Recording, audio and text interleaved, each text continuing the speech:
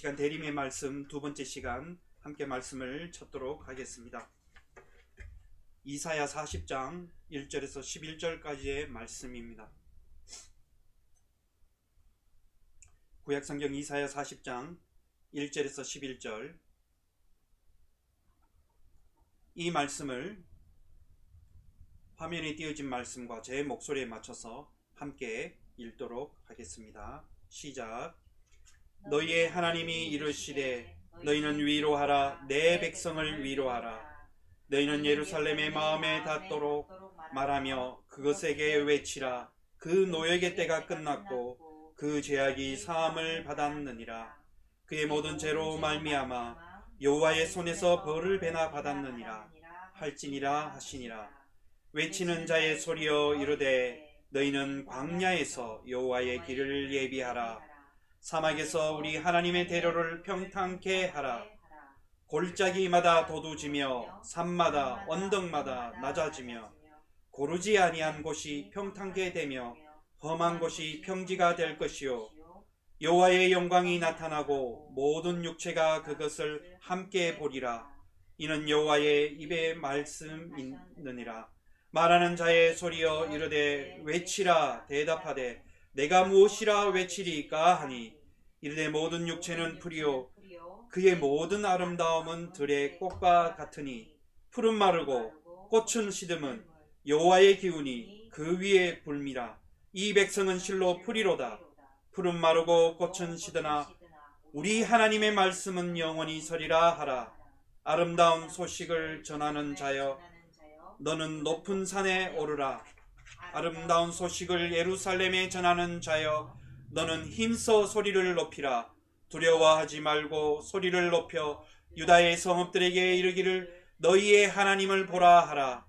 보라, 주 여호와께서 장차 강한 자로 임하실 것이요 친히 그의 발로 다스리실 것이라.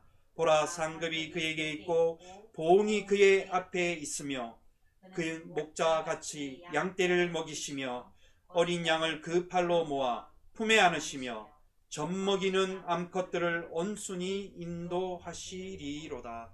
아멘. 오늘 이 대림의 두 번째 말씀이 우리 가운데 하나님의 말씀으로 임하실 줄 믿습니다. 아멘. 여러분, 이 오늘 말씀의 주제인 하나님이 주시는 위로라고 오늘 이 말씀을 가지고 우리가 대림의 두 번째 말씀을 함께 나누고자 합니다. 여러분, 그런데 그 위로라는 것이 어떤 모습일까요? 여러분, 위로라고 이런 단어를 여러분 생각하시면 여러분 어떤 느낌으로 받아들이십니까? 우리가 살아가다 보면 위로라는 단어, 오늘 이번 한 주간 말씀을 준비하면서 보면서 묵상하면서 저도 참 이 지난 한 달은 감사의 어떤 시간과 고민과 묵상하는 시간이었으면 이제는 다시 오실 주님을 기다리면서 우리 생각해보는 시간이고, 신앙을 어떻게 하면 그 깊이 여기에 집중하여서 우리 믿음을 실천하며 살아갈 수 있고 다가오는 날들을 준비하며 살아갈 수 있을까라는 것인데, 그랬을 때 오늘 살아가는 우리 시대에 있어서 가장 필요한 단어, 가장 필요한 것이 무엇일까라고 여러 이런 방면의 조사를 해보았습니다. 찾아보았습니다. 그랬더니 여러 가지 단어와 이런 주제들이 떠오르는데요, 그 중에 많이 사람들 입에서 언급한 단어가 뭐냐면 힐링이었습니다. 힐링.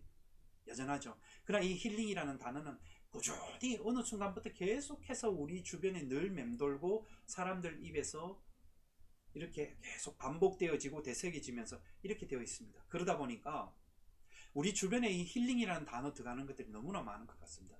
힐링 센터, 힐링 미팅, 힐링 모임, 뭘 하더라도 우리는 뭔가를 힐링해야 된다. 변화를 받아야 된다. 치유를 받아야 된다. 치료를 받아야 된다. 그렇게 많이들 이야기하면서 많이 찾는 단어입니다. 그러면서 거기 속에 숨어있는 단어가 뭐냐면 위로라는 것이죠. comfort라는 단어입니다. 이 왜 그럴까 생각해 보았더니 오늘 살아가는 우리 시대에 많은 것들이 풍족합니다. 그리고 우리는 쉽게 손에 잡을 수 있고 그것들을 가지고 쉽게 살아갑니다. 그런데 우리가 그것을 통해서 즐기고 기쁨을 얻고 서로 나누며 함께 살아가면서도 적어도 그런 만면에 그럼에도 불구하고 뭔가 돌았으면 우리 마음에 뭔가 공허함을 느낀다라는 거죠. 사람을 만나고 그 자리에서 기쁘게 지나고 돌아보면서 우리는 그렇게 했을 때 굉장히 오늘 친구를 만나니까, 오늘 가족들을 만나니까 굉장히 힐링됐다, 우리는 이렇게 많이 하고, 위로를 받았습니다 라고 이야기해요. 근데 그것이 어느 순간 또 지나다 보면 삶에 지쳐서 뭔가 또 허덕이고 허덕이며 우리는 그 위로와 뭔가들이 필요한 시대를 살아가고 있습니다. 더군다나 우리는 코로나의 시대를 살면서 여러분, 이 정말 어려운 시기를 우리가 보내고 있습니다. 조금 우리가 있으면 언제쯤 끝나겠지라고 생각하면서 그랬는데, 시간이 지날수록 코로나 바이러스의 변이가 일어나면서 우리는 더욱더 삶의 걸음들이 주춤되어지고 뭔가 앞으로 진전되어지는 것들을 참으로 보이지 않는 그러한 때를 살아가고 있습니다. 새로운 변이들이 발명되면서 여러분, 이 유럽은 또 국경들이 봉쇄된다 그러고, 여러분 우리가 살아가는 이 미국에도 이제는 더 이상 또 다른 어떤 조치가 내려지고, 그런 시간을 우리가 어려운 시기를 보내고 있습니다. 이 어려운 시기에 우리가 이 어려운 시기를 맞이하고 보내면서 우리가 그렇지만 여기에도 주저하지 아니하고 우리에게 펼쳐진 내일과 오늘의 시간을 힘차게 살아가게 만들어 줄 수 있는 것이 무엇일까? 그것은 무엇일까 생각했을 때 그게 위로가 아닌가 생각되어집니다. 근데 중요한 것은 그 위로가 어디에서부터 오느냐, 그리고 그 위로를 우리는 어떻게 받았느냐 라고 하는 것에 의해서 우리의 삶이 더 건강해지고 강건해지고, 그 가운데서 우리가 또한 내일에 대한 희망을 가지고 살아갈 수 있는 길과 통로가 열린다라는 것입니다. 그렇다면 여러분, 저는 이 상담과 치료의 자리에서 꾸준히 본다면 결국은 여러분, 궁극적으로 공통적인 것이 있습니다. 찾아오시는 분들이나 이 대화를 하는 분들 속에서 느껴지는 게 뭐냐면 이거예요. 궁극적으로는 나는 지금 좀 돌봄을 받고 싶어요. 관심을 받고 싶어요. 더 나아간다면 위로받고 싶습니다 라는 그런 그분들의 많은 이야기를 하는 메시지 속에 숨어 있는 것 같습니다. 그리고 그분들이 하는 짧은 이야기나 대화 내용 속에 자신에 대해서 굉장히 신화적인 이야기들을 하는 그 꾸며진 이야기 속에 숨어 있는 게 뭐냐면 위로라는 단어입니다. 컴포트. 나는 지금까지 살아오고 화려하고 힘차고 누구로부터라도 나는 많은 관심을 받았지만 궁극적으로는 나는 참 그 가운데서 참다운 진정한 위로를 받은 경험이 없다라는 메시지가 숨어 있는 것 같습니다. 궁극적으로. 이것은 어쩌면 결국은 상담과 치료의 자리에 찾아오는 어떤 그런 분들만의 이야기가 아니라 오늘을 살아가는 우리들 가운데도 이러한 참된 위로가 필요한 시대를 우리는 살아가고 있다는 것입니다. 그것을 기억할 때, 그렇다면 참된 위로가 어디로부터 오느냐 라는 것을 오늘의 말씀, 우리가 읽은 이사야 40장 이 1절에서 11절부터 시작해서 말씀은 이야기하고 있습니다. 어떻게 보면 이 성서학적으로는 갈라지면 우리가 오늘 이 본문을 읽은 이사야 40장에서부터 55장에 이르기까지 이거는 제2 이사야라고 이렇게 표현되기도 합니다. 왜 그러냐면 강조하는 것들이 다르기 때문입니다. 오늘 이 이사야 40장을 시작하면서 가장 첫 번째적으로 강하게 말씀하고 전하고 있고 선포하는 것이 무엇이냐면 우리가 읽은 1절 말씀이죠. 무엇입니까? 너희는 하나님이 이르시되, 너희의 하나님이 이르시되 너희는 위로하라, 내 백성을 위로하라 라는 것입니다. 여러분, 위로하라는 말이 반복되는 것을 볼 수가 있습니다. 그런데 여러분, 우리가 오늘 말씀을 읽으면서 성서를 읽을 때 그냥 너희는 내 백성을 위로하라 위로하라라고 하지만 이 말은 굉장히 강력한 메시지입니다. 왜 그러냐면 이 이사야서가 말씀하시는 이 본문의 배경을, 그리고 당시에 선포되어지는 이 이사야 선지자를 통해서 그 백성들과 상황과 역사와 사회와 시대적인 환경 속에 선포되어지는 것들을 본다면 이 말씀이 그냥 위로하라는 말로 들려지지 않는다라는 것입니다. 그런데 또 다른 것은 그 상황 속에서 이 위로하라는 이 선지자, 하나님으로부터 받은 이 선지자의 말씀이 얼마만큼 가슴과 피부에 와닿느냐라는 것도 있습니다. 여러분, 이 말은 그래서 굉장히 강력합니다. 말씀의 배경을 잠깐 나누고자 합니다. 여러분, 이 말은 기원전 587년에 일어났던 바벨론 포로기 시대에 일어났던 상황입니다. 그 포로기 상황 이후에 유대인들에게 적용되어지는 하나님이 이사야 선지자를 통해서 선포한 말씀입니다. 여러분 생각해 보십시오. 포로기 시대 나라가 멸망당하고 바벨론이라는 그때 당시에 가장 강력한 국가가 근동지역에서 일어나서 이스라엘을 모두 주변으로부터 다 나라를 통합시키고 그리고 나라가 상실되고 잃어버린 상황 가운데서 그들은 포로로 끌려오게 되었다는 것입니다. 여러분 전쟁의 포로로 끌려와서 포로로 살아간다는 것이 여러분 얼마나 비참하고 고통스러운 삶을 사는지 여러분 잘 아실 것입니다. 오늘 우리가 살아가는 이 역사도 똑같습니다. 아프가니스탄을 돌아보십시오. 사람들은 필사적으로 그 땅과 나라를 탈출하려고 그 당시 그 사람들을 구조하고 요청하기 위해서 세계 각국에서는 자국의 그 군대를 보내고 파병해서 수송기를 보냈습니다. 여러분 뉴스로도 다 보셨을 것입니다. 어떻게든 목숨을 살기 위해서 하늘을 뜨는 그 비행기의 그 날개 끝이나 끝부분을 붙잡다가 공중에서 떨어지는 그런 모습들을 보셨을 것입니다. 여러분 지금 또 우리하고 협력하고 있는 저 조지아주에 계시는 미얀마 목사님, 항도리안 목사님의 나라 미얀마는 어떻습니까? 다시 군부 통치에 의해서 압제당하고 독재가 들어섬으로 인하여서 여러분 그 나라는 지금 끊임없는 전쟁과 억압과 압제의 소용돌이 속에서 많은 사람들이 두려움에 떨고 있습니다. 그리고 여러분 아프리카 과거에 있었습니다. 아프리카 난민들은 전쟁과 분열과 갈라짐으로 인하여서 국경을 넘어왔을 때 여러분 오도 가도 못하는 분쟁 지역 속에서 지금도 여전히 여러분 생명을 잃어버릴까 두려움 속에 떠나고 있다는 것입니다. 내가 발을 딛고 살아가는 여러분 그 중요한 베이스먼트가 사라져 버렸을 때 인간에게 찾아오는 그 극복한 극심한 불안과 두려움은 여러분 이루 말할 수가 없다는 것입니다. 그 트라우마는 여러분 평생을 간다라는 것입니다. 여러분 지금 이스라엘의 유대의 상황이 그런 상황입니다.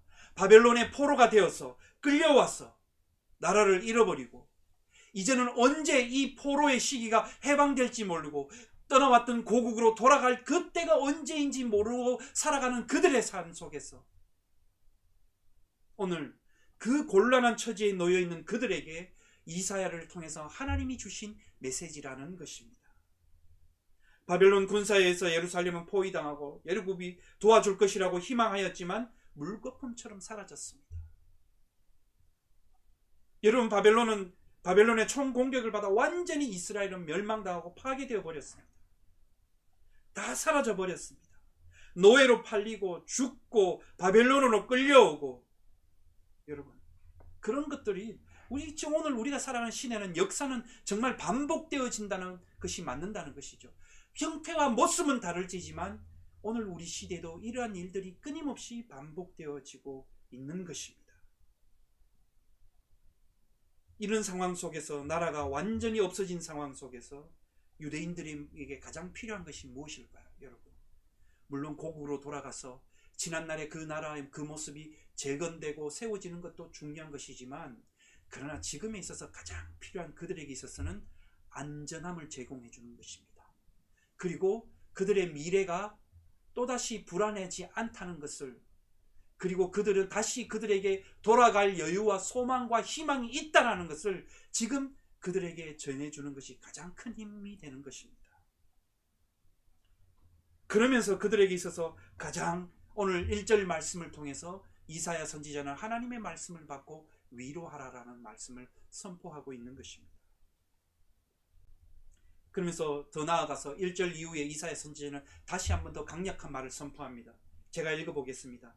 너희는 예루살렘의 마음에 닿도록 말하며 그것에게 외치라. 그 노역의 때가 끝났고 죄악이 사함을 받았느니라. 그 모든 죄로 말미암아 여호와의 손에서 벌을 배나 받았느니라 할지니라 하시니라. 이 말의 의미가 뭐냐? 이제 너희들은 고생할 만큼 고생했다. 벌을 배나 받았다. 하나님의 말씀에 순종하지 않았는데 그들의 죄는 이제 용서받았다. 어두운 순간이 이제 끝나간다. 고통의 때가 끝났다. 그 지긋지긋한 바벨론의 포로의 때가 끝날 것이다 라는 말입니다. 정말 이런 하나님의 말씀보다 더 큰 위로의 말이 없다라는 것입니다. 무엇입니까? 포로 시대가 끝났다라는 말을 해주는 것이 그들에게 있어서 가장 큰 위로가 아니겠습니까? 포로로 끝나와서 언제 끝날지 모르는 시대적인 상황 속에서 이제 포로의 시대가 끝났다.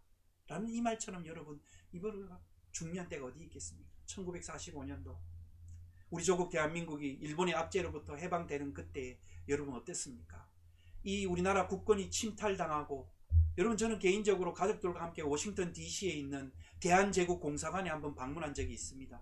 그 공사관에 가서 방문해 보니까 여러분 고종 황제 때부터 우리나라가 이 일본에 의해서 국권이 침탈되고, 그래서 그 일본의 몰래 여러분 미국이나 여러 전 세계에 있어서 우리의 특사를 파견해서 조국의 독립을 이루기 위해서 여러분 우리 조국의 우리 주권과 국권을 다시 되찾기 위해서 수많은 노력을 했다라는 것을 그 대한제국공사관의 자료들이 그대로 남아있다는 것을 확인했습니다.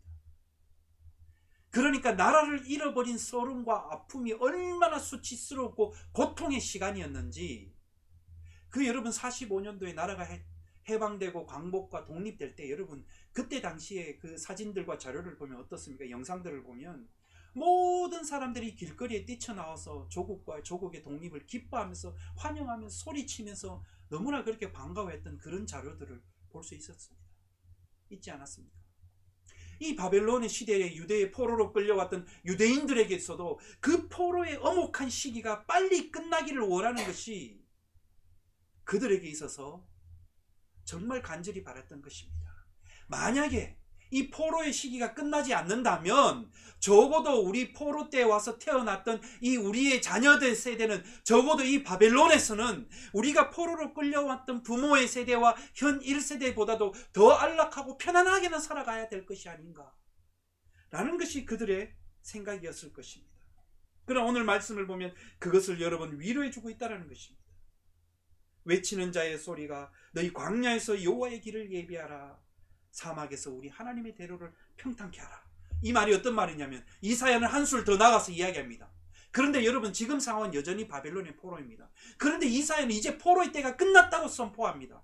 그리고 한술 더 떠서 뭐라고 이사야는 선포하고 있냐면 이제는 너희가 이 바벨론 땅에서 이스라엘로 돌아갈 길을 준비하라는 거예요. 예비하라는 거예요. 주님을 맞이할 준비를 예비하고 길을 열어라. 길을 평탄하게. 이제 우리가 떠나왔던 그 고향으로 돌아갈 준비를 하기 위해서 예비하라는 거예요. 여러분 그러나 현실은 어떻습니까? 현실은 그대로입니다. 바벨론은 이제 끝나간다. 너희들은 돌아갈 준비하고 길을 예비하고 다시 이제는 하나님에 돌아서지 아니하고 하나님을 맞이하고 하나님을 예배하고 이제는 그 죄에서 돌아서고 다시는 하나님을 떠나지 말라라는, 그리고 예비하고 준비하라는 말을 하고 있습니다. 그러면서 더 나아가서 이야기하면 너희들은 이제 잘 지켜보았지 않느냐. 이 긴 시간을 통해서 우리의 인생은 들의 풀과 같은 존재일 수밖에 없다. 꼭 아름다운 꽃과 같은 존재일 수밖에 없다. 그러면서 이사야가 이야기합니다. 풀은 시들고 꽃은 시들고 마른다라는 것입니다. 이 말이 무엇일까요? 우리의 인생이 어떠한 인생이라는 것을 깨달으라는 뜻입니다. 우리는 아침에 생기 있게 피어났다가 뜨거운 햇빛과 물이 마르고 점점 말라가면 여러분 시들어져 가는 꽃들을 볼 수가 있습니다. 풀들을 볼 수 있습니다. 우리의 인생이 바로 그러한 인생이다라는 것을 이사야 선지자를 통해서 주님은 말씀하시는 겁니다. 들의 풀과 꽃과 같은 우리들이지만 이제는 하나님께서 우리를 향해서 회복시켜 주실 것이다. 새롭게 하실 것이다. 라는 것입니다. 실로 너희들은 실로 풀과 같고 실로 풀은 마르고 꽃은 시들고, 그러면서 포로로 잡혀왔더니 이 50년이 넘는 가까운 이 시대 속에서 적어도 우리는 이제는 이러한 인생임을 깨닫지 않았느냐. 여러분 저는 이 말씀을 보면서 오늘 살아가는 우리 미국 땅에 살아가는 여러분 우리 성도들을 생각해 보았습니다. 저 자신을 비롯해서 먼 타국 땅에 와서 여러분 이 땅에서 삶의 터전을 닦고 일구기 위해서 여러분 얼마나 밤낮으로 수고하고 살아왔던 삶이셨습니까? 더군다나 여러분 이야기를 들어보면 이 코로나 시대 때 여러분 우리 성도들의 주변이나 주변 분들의 이야기를 들어보면 참 어려운 시기를 보내고 있습니다. 그리고 이것을 잘 극복하기 위해서 견디기 위해서 아침 이른 시간 새벽 시간부터 밤늦은 시간까지 준비하고 일을 하지 않습니까? 왜 이런 삶을 살아갈까요? 우리의 자녀들과 우리의 더 나은 일들을 위해서 뭔가를 소망을 붙잡고 가기 때문 아니겠습니까? 동일한 어떤 큰 의미에서 보면 이 바벨론 포로의 시대적인 상황 속에서 살아가는 이들과 어쩌면 이 먼 타국 땅에서 살아가는 우리들의 모습과 동일할 수 있다고 봅니다. 한마디로 이야기한다면 모든 육체는 풀이다. 이 백성은 풀이다. 라는 말이 어떤 말이냐면 풀은 마르고 꽃은 시들기 때문에 언젠가는 다시는 너희들의 인생이 이 연약한 풀과 꽃에 불과하기 때문에 이제는 거기에 의지하고 그것에 대해서 눈을 집중하는 것이 아니라 진정한 우리의 한 번 왔다가 떠날 수밖에 없는 이 인생이기 때문에 우리가 의지해야 되고 바라보아야 되고 우리에게 참으로 큰 힘을 제공해 주는 것이 어디 있느냐? 지난날 너희가 잊어버렸던 하나님께로 온다라는 것을 이사야 선지자는 강조하고 있습니다. 현실은 아직까지 포로의 상황입니다. 그렇지만 주님께서는 이사야를 통해서 위로의 말씀을 전해주고 있습니다. 자, 지켜보지 않았느냐? 너희들이 그렇게 의지했던 것은 한순간에 다 파괴되고 무너져 버렸다. 지금 현실은 어디에 있느냐? 바벨론이라는 엄혹하고 참혹한 상황 속에서 우리가 포로의 상황에 놓여 있지 않느냐? 너희들의 힘이 얼마나 강했느냐? 한낱 이 바벨론에도 견뎌내지 못하고 이겨내지 못한 것이 너희들의 힘이었지 않느냐? 풀과 같고 꽃과 같은 시들어버리는 이 인생에 있어서 진정한 의지가 되어야 될 것은 어디에 있느냐? 라고 했을 때 바로 하나님이다라고 하는 것을 우리에게 말씀하고 있는 것입니다. 여러분, 그러면서 바울은 고린도후서 4장 16절에 이렇게 고백합니다. 그러므로 우리가 낙심하지 아니하노니 우리의 겉사람은 낡아지나 우리의 속사람은 날로 새로워지느니라. 할렐루야. 여러분, 우리의 외형적인 모습은 낡아지고 퇴행되고 점점 시간이 지남에 따라 사라질 수밖에 없습니다. 그런데 바울은 이야기합니다. 하지만 풀과 같은 우리들이지만 하나님을 바라보는 그 사람에게 있어서는 날마다 속사람은 강건하여지고 새롭게 생기가 넘쳐간다는 말입니다. 저는 이번에 지난주에 아버님의 장례가 있어서 짧은 시간이지만 한국에 다녀왔습니다. 월요일부터 어제 토요일 일주일 한국에 다녀왔는데 그 시간에 돌아보면서 일주일의 짧은 시간이었지만 그리고 그 감사절과 이 대림의 시간을 돌아보고 준비하면서 우리가 하나님 앞에서 어떠한 삶을 예비하고 받아들이고 감사하고 그리고 그 상황 속에서 주어지는 상황을 어떻게 받아들여야 되는가라는 것을 깊이 생각하고 깨닫고 돌아온 시간들이었습니다. 그렇지만 여러분, 우리가 생각하는 우리의 마주보는 겉모습은 오늘 바울의 고백처럼 시들 수밖에 없습니다. 하나님이 이사야 선지자를 통해서 주신 이사야 선지자가 말하는 메시지처럼 풀은 시들고 꽃은 마를 수밖에 없는 것이 우리의 인생일 수밖에 없습니다. 그러나 오늘 말씀을 통해서 본다면 무엇이냐? 하나님의 말씀은 영원히 살아서 우리에게 우리의 인생을, 우리의 삶을 회복시키시고 생기있게 소생시켜 주시는 것은 하나님의 인생, 하나님의 말씀밖에 없다라는 것입니다.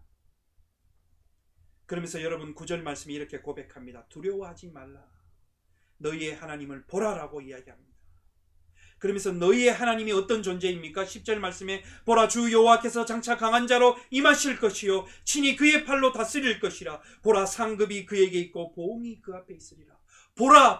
보라라고 여러분 반복하고 있습니다. 어디를 보라는 것입니까? 우리가 손에 잡히고 있는 것을 보라는 것이 아니라 풀과 같고 들의 꽃과 같고 시들어버리고 말라버리고 점점 우리의 모습이 후퇴해지는 우리의 모습을 보라는 것이 아니라 보라라는 것을 강조하면서 누구를 어디를 보라는 것이냐? 바로 하나님을 보라라고 이야기하고 있는 것입니다. 사랑하는 성도 여러분, 대림은 무슨 시간이냐? 하나님을 바라보는 시간입니다.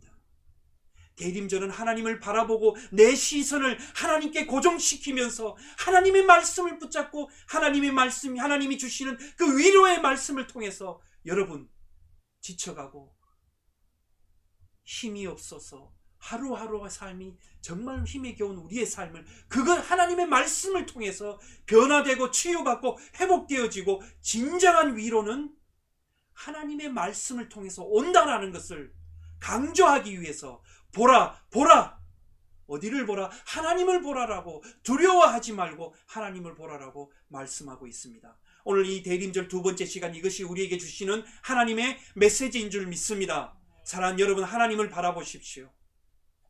여러분의 눈을 하나님을 향해서 시선을 고정시키십시오. 그렇게 할 때 진정한 위로는 하나님으로부터 오는 줄 믿습니다. 그러면 하나님의 위로를 우리는 어떻게 받을까라는 것이 우리에게 남아있는 과제입니다. 그 과제는 어떠냐? 바로 그 위로는 어느 순간 자다가 갑자기 내 귀에 들리는 뭔가 이상한 환상적인 소리, 누가 그런 이야기를 들었다면 첫 번째 여러분 의심하고부터 보십시오. 우리 하나님은 그렇게 말씀하시지 않습니다. 하나님은 그분이 이미 우리에게 계시된 말씀을 통해서 위로의 말씀을 주시고, 또 두 번째로 주시는 게 뭐냐면 내 옆에 살아가는 동력자를 통해서 하나님은 그 하나님의 위로의 메시지를 주신다는 겁니다. 그래서 여러분, 내 옆에 살아가는, 함께 살아가는 동력자들을 우리는 귀하게 여길 줄 알아야 됩니다. 마치 자기의 노예처럼 자기가 필요한 것을 필요하면 땡기고 쓸모없으면 내뱉는 그러한, 여러분, 병적인 자만적인 사람이 되어서는 안 된다는 것이죠. 겸손하게, 때로는 내가 지쳐있을 때 누군가가 나에게 다가와서 형제님, 자매님 힘내십시오 라고 하는 그 목소리도 여러분 어쩌면 하나님이 나에게 주시는 위로의 말씀인 줄 믿습니다. 놓치지 마십시오. 제 개인적인 이야기를 해서 죄송합니다만, 저는 이번에 아버님의 장례를 치르면서 짧은 시간 한국 갔다 오면서 가족들을 통해서, 친구들을 통해서, 지인들을 통해서 그 주시는 그 모든 말들과 위로가 저에게는 하나님의 말씀으로 들렸습니다. 하나님의 음성으로 들렸습니다. 하나님은 이 세상에서 비록 풀처럼 마르고 꽃처럼 시들지라도 영원히 우리는 왔다가 하나님 앞으로 부르심을 받을 때는 하나님 앞에 갈 수밖에 없는 인생이지만, 그러나 이 땅에 적어도 남아서 살아가는 동안 적어도 내 옆에 있는 모든 동역자들과 함께 우리는 겸손하게, 감사하게 서로 위로를 주며 살아갈 수밖에 없는 존재이구나. 그래서 우리는 손에 손을 잡고 꼭 잡고 어디를 봐야 되느냐? 하나님을 보며 바라보며 살아가야 될 줄 믿습니다. 여러분, 그러므로 오늘 11절 말씀이 이렇게 고백합니다. 목자처럼 당신의 양떼에게 풀을 뜯기시며 새끼 양들을 두 팔로 안아 가슴에 품으시고 젖먹인 딸 어미 양을 곱게 몰고 오신다 라는 것입니다. 여러분, 이 말씀을 보면서 저는 시편 23편이 생각났습니다. 어떻습니까? 여호와는 나의 목자시니 내가 부족함이 없으리로다. 목자처럼 당신의 양떼에게 풀을 뜯기고 먹이신다는 겁니다.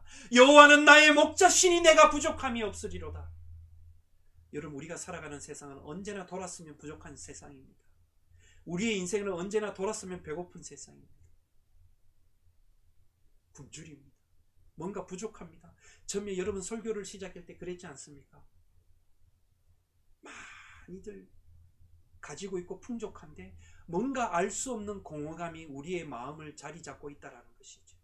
그러다 보니까 우리는 좀 더 자극적인 것, 좀 더 나를 자극하고 내 눈을 즐겁게 하고 내 마음에 기쁨과 자극을 주는 것들을 우리는 찾는다는 것이죠. 왜 그럴까요? 오늘을 살아가는, 현대를 살아가는 오늘 현대인들은 뭐냐? 마음이 공허하기 때문입니다. 심리적으로, 마음적으로 속이 비어있기 때문입니다.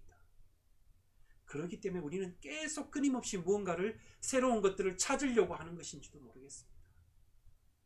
여러분, 오늘 이 11절 마지막 말씀을 기억하십시오.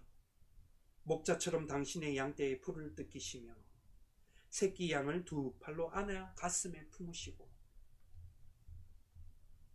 두 팔을 안아 가슴에 품으신다. 여러분, 두 팔로 안는다는 것은 어떤 뜻입니까? 뭔가 따뜻함으로 그 상대에게 여러분 사랑을 전달해 주는 역할을 하는 것입니다. 바로 시편 23편 말씀처럼 여호와는 나의 목자시니 내가 부족함이 없으리로다. 이 말이 뭘까요? 여전히 우리가 살아가는 시대는 여러분, 우리에게 뭔가를 끊임없이 채우라고 하지만 그 채우는 것은 여러분 지나다 보면 다 사라져 버리는 것들입니다. 근데 사라지지 않고 변함이 없고 우리를 끝까지 붙잡고 채워주는 것이 무엇이냐? 바로 여호와 하나님이신 줄 믿습니다. 하나님의 말씀으로 채우십시오. 주의 말씀으로 채우십시오. 그 말씀이 우리를 위로할 줄 믿습니다. 우리를 회복시킬 줄 믿습니다. 여러분, 이 세상의 진정한 위로는 하나님께부터 옵니다. 하나님이 주십니다. 그리고 그 하나님이 주시는 위로는 하나님의 메신저 이사야를 통해서 유대 백성들에게 전달되었습니다. 저 또한 여러분에게 위로를 전하는 사람이 되고, 또 우리 함께 살아가는 믿음의 동력자들도 서로에게 위로를 주는 하나님의 메신저라는 것입니다. 그래서 여러분, 우리 모두가 하나님으로부터 사명을 받은 존재입니다. 그래서 대림절 두 번째 주일을 시작하는 오늘 이 한 주간 우리의 사명이 무엇일까요? 그것은 서로에게 위로, 하나님의 메시지, 위로를 전하는 것이 이번 한 주간 우리의 사명인 줄 믿습니다. 위로가 필요한 형제 자매들이 있다면 여러분, 하나님의 말씀을 가지고 가셔서 위로해 주십시오. 함께 나누십시오. 때로는 함께 밥을 먹고, 때로는 함께 커피 마시고, 때로는 함께 있어주고, 때로는 함께 그 사람이 뭔가 필요한 것이 없나, 그 필요한 것이 있다면 내가 다 해주지는 못하도 내가 해줄 수 있는 상황 속에서 때로는 우리에게 그 사람에게 형제 자매들을 제공합시다. 나눕시다. 이것이 대림절의 신앙을 실천하는 것이 아니겠습니까, 여러분? 그러한 신앙의 삶을 이번 한 주간 살아가시고 위로를 받고 위로를 전하는 하나님의 메신저로서 사명을 감당하시는 여러분 되시기를 주님의 이름으로 간절히 축원합니다. 아멘. 기도합시다. 하나님 아버지, 감사합니다. 오늘 우리에게 하나님의 진정한 위로는 하나님의 말씀, 하나님을 바라볼 때만 우리에게 다가온다는 것을 깨닫게 하여 주심을 감사합니다. 하나님, 이 세상은 위로가 필요하고 하나님의 치유가 필요하고 돌봄이 필요한 이 세상 시대 정신 속에, 상황 속에서 정말 하나님이 주시는 위로를 받고 우리의 삶이 여호와, 목자 되시는 여호와 하나님을 날마다 바라보며 나아가는 삶이 되게 인도하여 주시옵소서. 예수님의 이름으로 기도드리옵나이다. 아멘. 우리가 말씀을 생각하며 찬양합시다.